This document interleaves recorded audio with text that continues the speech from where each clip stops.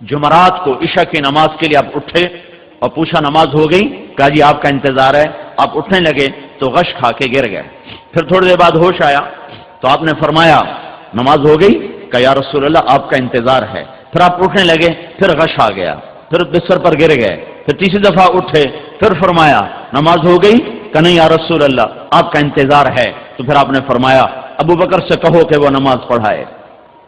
آج نبی کے مصلی پر غیر نبی کھڑا ہونے والا ہے۔ دنیا کی تاریخ میں یہ پہلی دفعہ ہونے لگا ہے کہ نبی کی جگہ پر غیر نبی آنے والا ہے۔ غیر نبی تو ایویں نہیں آ سکتا، بغیر انتخاب کے نہیں آ سکتا۔ تو ابو بکر پچھلی صفوں میں تھے، عمر پہلی صف میں تھے، تو لوگوں نے یوں سمجھا کہ نماز پڑھانی ہے، انہوں نے عمر رضی اللہ عنہ کو مصلی پہ کھڑا کر دیا۔ تو عمر رضی اللہ عنہ کی اللہ اکبر، تو اللہ کے نبی چارپائی پہ لیٹے اٹھ کے بیٹھ گئے اور اندر سے زور سے پکارا عمر کو پیچھے کرو اور ابو بکر کو آگے کرو۔ اب اللہ الا ان یکون ابا بکر، میرے رب نے کہا ہے میرے مصلی پر ابو بکر کے سوا کوئی نہیں کھڑا ہو سکتا۔ اب اللہ الا ان یکون ابا بکر، میرے مصلی پر ابو بکر کے سوا کوئی نہیں کھڑا ہو سکتا۔ تو عمر کو نماز چھڑوا کے پیچھے کیا گیا اور ابو بکر صدیق کو آگے کیا گیا۔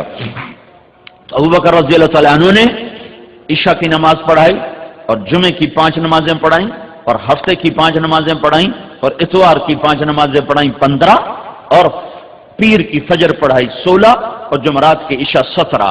ہفتے کے روز اب ظہر کی نماز پر حضرت علی اور عباس کے کندھے پر ہاتھ رکھ کر مسجد میں تشریف لائے۔ ابو بکر ایسے نماز پڑھا رہے ہیں، ادھر سے اللہ کے نبی کی آمد محسوس ہو گئی کہ آ رہے ہیں، تو ابو بکر یوں پیچھے ہٹنے لگے کہ اللہ کے نبی پڑھائیں اور میں پیچھے ہو جاؤں۔ تو آپ نے ہاتھ کا اشارہ کیا کہ کھڑے رہو کھڑے رہو۔ تو ابو بکر کھڑے رہے تو اللہ کے نبی آئے اور الٹی طرف ابو بکر کے یہاں ساتھ بیٹھ کر آپ نے ابو بکر کے پیچھے زور کی نماز پڑھائی اور یہ عملی طور پر اعلان کیا کہ میرے بعد میرا نائب ابو بکر ہے۔ آپ نے واضح کیوں نہیں کہا کہ میرے بعد ابو بکر ہے؟ تو ایک حدیث میں آتا ہے صحابہ نے کہا یا رسول اللہ آپ اپنا نائب تو مقرر فرمائیں۔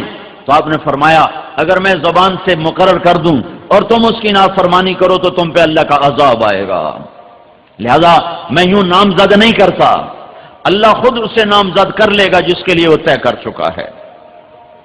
تو نمازوں کے ذریعے سے اشارہ ہو گیا کہ میرے بعد ابو بکر ہے۔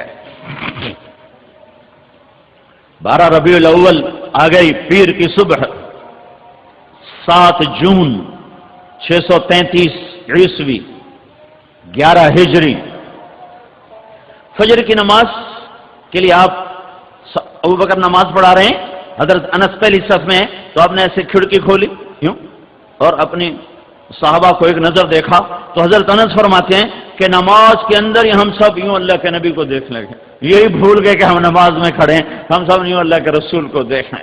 آئے ہائے کیا منظر ہوگا وہ! نظروں سے نظریں چار ہوئیں اور آپ نے پردہ گرا دیا۔